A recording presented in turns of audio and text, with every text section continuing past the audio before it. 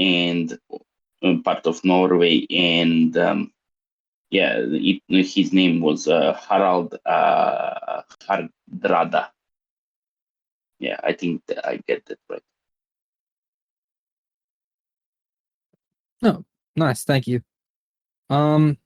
So Leif Erikson, that is a figure I've Dinga heard dog, a lot you of. know? So what yeah, I know. What is the person? Who is the man? What is the myth and what is the legend, if you will? Like, tell us about Leif Erikson.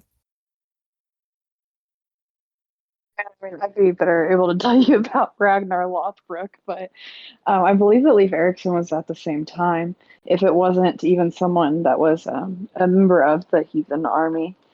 I believe it was one of the people that was in his part of the expansion with going down to King El in England, which would have been like near Northumbria area. But Leif Erikson, I think, is just, as far as I know, is just like known as like this like the big typical stereotypical Viking figure. I think in the more recent like media, the Vikings TV show, I think they had him like sacrifice himself at a pagan ritual, which I don't know if that's consistent with the mythology for him, but yeah. What about you, Big Z? Yeah, I agree with Valkyrie because Leif Erikson was not really how to say, he was a more a modern king, to say it like that, because Ragnar was a true Viking, true king of the North, and he represented really the Viking culture. And Leif Erikson, I know him because his nickname was Leif the Lucky, and he was more as an Norse explorer, and he's most famous for founding the first Norse settlement in Greenland, and that's why I think you, Sola, and many people from your part of the world hear about him more because he actually put a first Norse settlement in your part of the world. But if you really want to speak about Norse kings and mythologies, I agree with Valkyrie. We should talk about Ragnar Lothbrok. Yeah, sure. We can move over to Ragnar. So I guess the same question applies to him. Like, who's the man, the myth, the legend? Ragnar Lothbrok. Valkyrie, go ahead. Sure. I mean, obviously, it's like one of the main characters of that, like the TV show. I think where most people like got really into Vikings in the past like couple years. He's known as the head of the Great Heathen Army, which was the group of people that kind of expanded down from like Norway and Sweden through England and the Gauls, and then they end up interacting with the Romans as well in the early turn of the century. But he was a real person, and one of the body that was recovered from the ship that's in Oslo at the museum is Ragnar had two wives. His first wife was where he had Sigurd, which was the son that inherited the heathen army and continued the expansion, and typically name wise. So it was Ragnar Lothbrok and then Sigurd Ragnarsson. So they kind of take their father's name and then make it into a version of the last name. So his second wife, he had a son named Halfdan Ragnarsson, and it was one of his sons. So it was a grandson that they were able to track through some of the artifacts that they found that were like heirlooms, like well-tooth combs that had names inscribed in them or various other signifiers. But yeah, I mean, he's credited with being the first person to really have their people leave that area, and it was very I guess like odd for people at that time. And even like Z was saying, it was even from that line that or Leif Erikson was the one that went to Greenland, and a lot of people don't recognize that Greenland's part of the tectonic plate system of North America, and we see a lot of expansion from that region down through like North America and Canada and all that as well.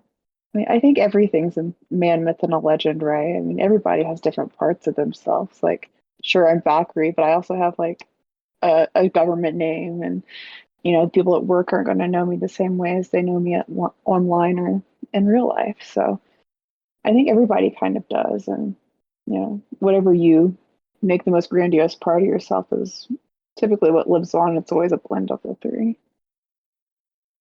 Nice. Big Z? Yeah. Well, yes, I would agree with most of what she said. I'm just gonna mention that he was very, very great and big Viking king, and that his sons were very great warriors.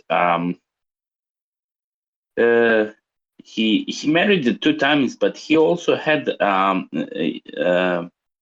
I think somewhere were mentioned that he married also one more time for a Norwegian queen, Oslog.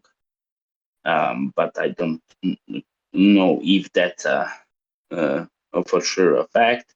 And if people wanna, yeah, okay. Yeah, it's the second one. Didn't. That's her name. Okay. Yeah, it was for a treaty, though. That is right. yeah. That's why I didn't know if it's for a fact or if it's a story. But if people want to know more about Ragnar Lodbrok, because there was a lot of sagas and stories and legend made about him even after his death, and there is excuse me, actually from the book from 14th century, after the the Vikings saga, and when he started to mellow down, there was a book found on Iceland. It was from 14th century, talking about just about Ragnar's Lodbrok achievements and his son's achievements with him.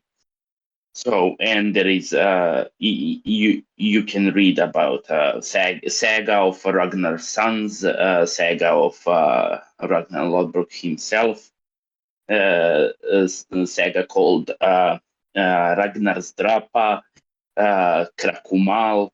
So yeah, that's a saga of his death. So there is a lot of to also explore there. And he was the son of Sweden King Sigurd, and the cousin of Danish Queen King Godfred. I think it was he was his name was. And also the Valkyrie, what you mentioned, Halfdan Ragnar. It literally meant his name was the meaning like he was half Dane, and yeah. Quick question, and then I'm going to bounce over to Hazy for some questions too. What do you guys think is a media misrepresentation of Ragnar Lothbrok? Because I know there's the show Vikings, and then there's also another show from like the Wessex perspective called forgot the name of it at the top of my head. What's the name of the show Ragnar's in? Trying to remember it. It's like Lost Kingdom or Last Kingdom, I believe, something along those lines. Yeah, Last Kingdom. I heard of that. Yeah, but the Last Kingdom is basically showing like, the Wessex perspective of like, the Vikings showing up to their land and how the story is told from their lens. And Ragnar is portrayed very differently in that show from like the show Vikings. Like in Vikings, he's a very, almost bloodthirsty, power-driven man.